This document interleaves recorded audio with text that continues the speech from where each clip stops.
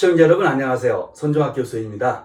최근 야당 대표의 형사사건, 무엇보다도 위증죄를 둘러싼 형사사건에 관해서 검찰에 구형이 있었습니다. 3년 구형이 있었던 것 같은데요. 그것을 둘러싸고서 많은 국민들이 궁금해하기도 하고 관심을 갖기도 하는 것 같습니다. 무엇보다도 많은 TV 토론 같은 데서 패널들이 나와서 위증죄가 무엇인지에 대해 얘기도 하고 위증죄의 법정이 어떻게 되고 있는지도 얘기하고 있는데, 그걸 듣다 보면 정확하게 말하는 경우도 있지만 실은 부정확하게 말하는 경우도 있어서, 저는 법률가 입장에서 좀 더 위증죄가 무엇인지에 대해서 간략하게 여러분들에게 설명을 드리려고 합니다.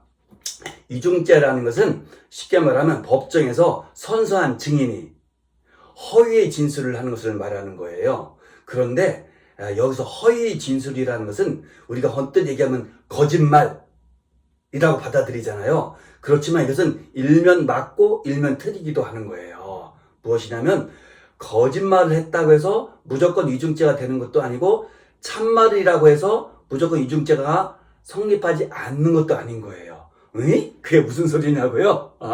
이때 허위라는 것은 객관적 진실에 반하는 내용의 허위가 아니라, 즉 가짜가 아니라, 거짓이 아니라 증인의 기억과 반해서 나오는 진술을 허위의 진술이라고 하는 거예요. 즉 허위의 진술은 진실에 반하는 진술이 아니라 자기가 갖고 있는, 기억하고 있는 기억과 달리, 기억과는 다르게 이야기를 할 때, 진술을 할 때 우리는 그것을 허위 진술이라 하는 것이고, 그럴 때 비로소 위증죄가 처벌되는 거예요. 좀 어렵다고요? 하나 예를 들어볼게요. A가 진실입니다. 사실관계로 봤을 때. 그런데 B라고 얘기했을 때 위증죄가 되기도 하고 안 된다고 하는 거예요. 무슨 소리냐면요, A가 진실이지만 증인이, 선서한 증인이 나는 B가 진실이라고 믿고 있을 때, 기억하고 있을 때 B라고 얘기하면 설사 B는 A와 비교해서 거짓이지만 허위 진술은 아닌 거예요. 그래서 위증죄가 성립되지 않고 당연히 처벌되지도 않게 된다는 것이죠.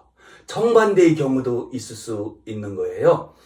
A가 진술인데 A라고 말을 해도 위증죄가 처벌될 수 있는 거예요. 어느 경우에 A가 진실이지만 그 증인은 B가 진실이다, 참이다, 팩트다 라고 기억하고 알고 있음에도 불구하고 A다 라고 말하는 거예요.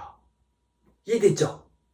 자기의 진술, 기억과 반하면 그건 위증죄가 성립되는 것이고, 설사 그것이 진실을 말한다 할지라도, 그리고 기억대로 진술하면 설사 그것이 객관적 진실과는 다르다 할지라도 위증죄는 처벌되지 않는다는 거예요. 그런데 많은 TV 토론 같은 데서 거짓말하면 된다, 그럼 성립된다, 이렇게 얘기하고 있지만 그것은 언뜻 보면 맞는 말 같지만 정확히 보면 맞지 않는다는 거예요. 두 번째, 흔히 범하기 쉬운 오류가 있더라고. 뭐냐면 위증죄는 굉장히 중한 범죄잖아요. 법원을 속이는 것이고 국가기관을 속이고, 그로 인해서 사법 질서를 혼란시키게 하는 것 때문에 굉장히 무거운 죄가 맞긴 하죠. 그러다 보니까 많은 패널들 또는 논평가들이 뭐라고 얘기하면 위증죄에는 징역형만 있고 벌금형이 없다는 거예요. 노 이거 아닙니다. 위증죄는 비록 무겁고 중한 죄이지만 위증죄에도 분명히 벌금이 있습니다. 우리 형법에서는 제152조 제1항에서 위증죄에 대해서 규정하고 있는데요. 거기서는 법률에 의해서 선서한 증인이 허위 진술을 한 때에는 5년 이하의 징역 또는 1,000만 원 이하의 벌금에 처하도록 되어 있어요. 즉 징역형도 가능하고 벌금형도 가능하다는 것이죠. 그래서 위증죄는 무거운 범죄이기 때문에 벌금형은 없다, 오직 징역형만 있다, 이것은 사실과 다르다는 것이죠. 그런데 이렇게 착각하는 면이 있을 수 있어요. 뭐냐면 모해 위증죄라는 것이 있어요. 아까 말씀드렸던 것은 단순 위증죄라고 할 수 있다면, 지금 말하는 것은 모해 위증죄라는 거예요. 모해 위증죄는 무엇이죠? 해를 끼치기 위해서 거짓말을 하는 거예요. 단순한 거짓말이 아니라 누구누구를, 상대를, 어떤 사람을 해를 끼칠 목적으로, 그걸 모해의 목적이라 하거든요. 모해의 목적으로 허위 진술을 했을 때, 그때 처벌되는 것인데, 당연히 그때는 형이 높아지죠. 어떻게 되냐고요? 그때는 벌금형이 없습니다. 그리고 징역형의 범위도 넓어서 아까는 5년 이하의 징역이라 했잖아요. 이때는 10년 이내의 징역형에 처하도록 되어 있어요. 즉 벌금형도 없고 징역형도 상한선이 굉장히 높죠. 그럼 모해이중죄는 어느 경우에 성립되느냐?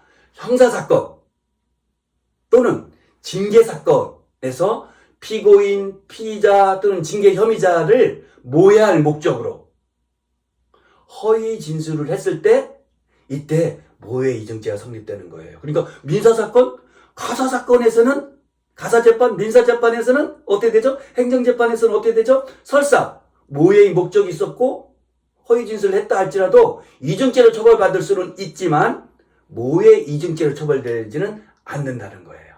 이해됐죠?